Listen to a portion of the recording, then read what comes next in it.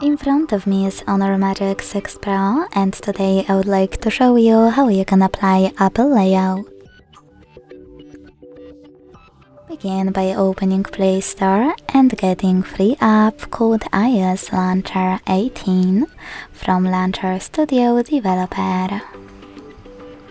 When your app is ready, open it. Then to use it, tap on Get Started.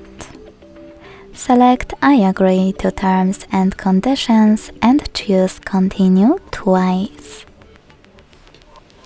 Then tap on While using and allow in all available pop-ups.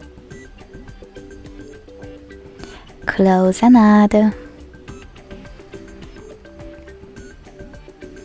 And after adjusting all of those options however you want to, like wallpaper, select Set as Default at the top.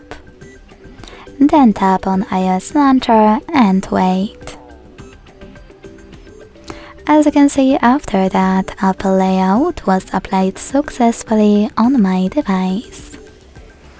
If you wish to switch between your layouts, you can always do that by going back to Launcher app, clicking Set as Default and tapping on Honor Home.